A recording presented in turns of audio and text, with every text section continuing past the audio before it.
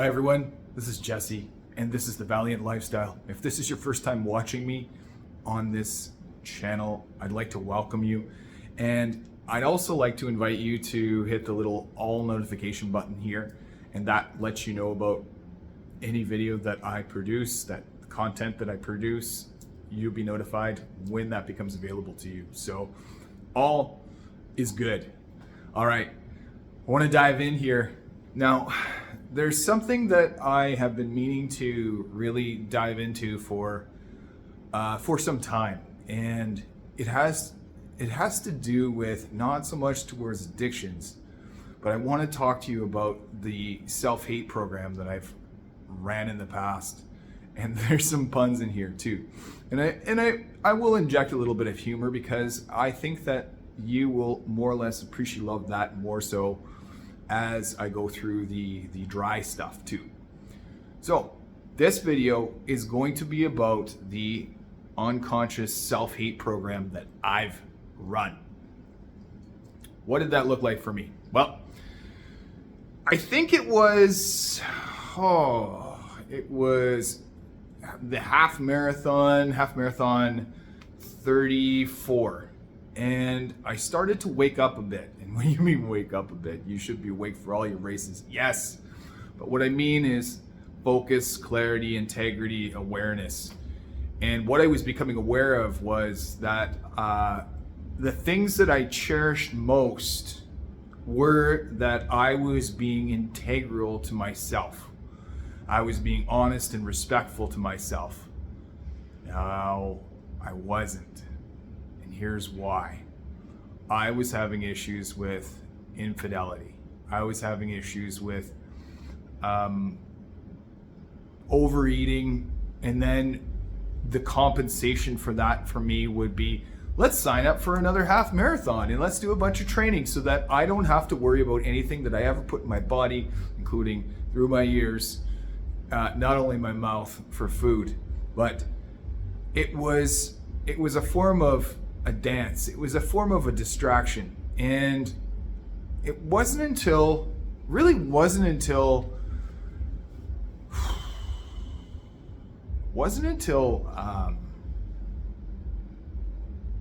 I really got down into the dirty part of it. And that was in November last year. So just recently, about 3 months ago. And I actually put a label on it. I actually labeled it and called it what it was. And it was, I hated myself. You might say, well, how can a person like you hate yourself? You can hate yourself on so many, I don't want to seem cliche here, levels. You can hate yourself in all sorts of little ways that you don't expect. And that looks like the lack of self-discipline when it comes to your own physical fitness, lack of love and ability to be able to conceive of what happens when you put food in your mouth that isn't great for you. Processed food, sugar, hitting the drive-thrus, you name it, it's all there. And last but not least, this beast, this part of me that kept running after as if I was chasing something. I was chasing something in women.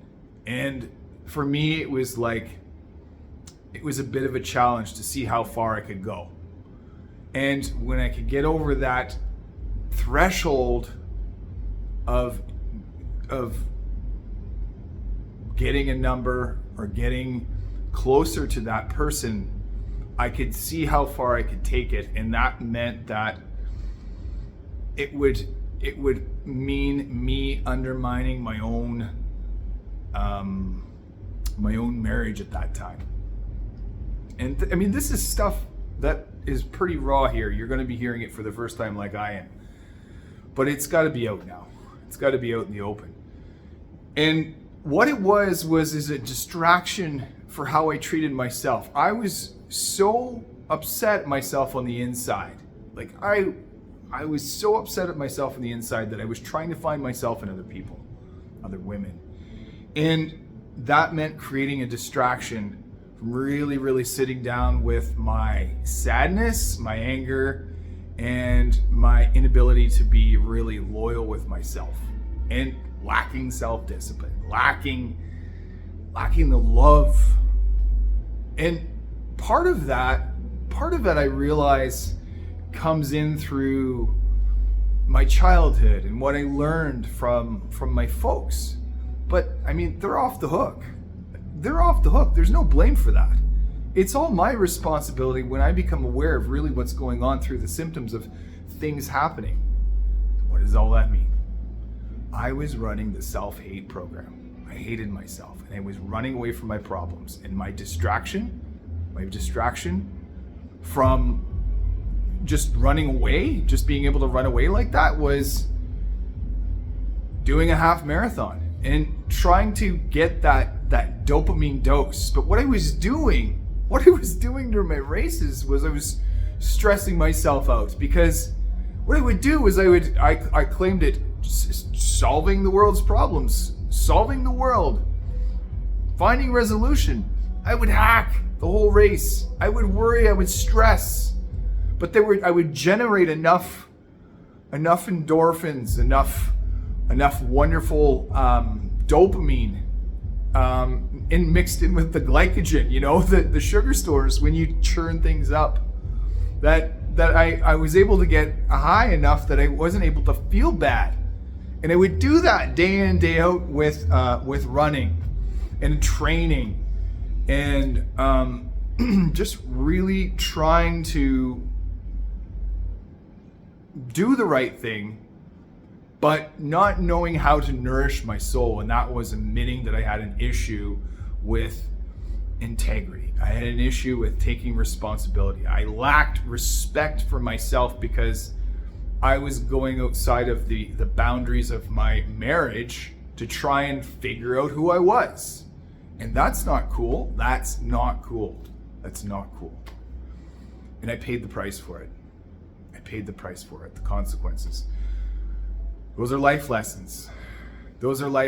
But that's one account. That's my account for self-hate and what that looks like. Many people will turn to alcohol with an addiction to something. My addiction was to running away from the problem. It just showed up differently.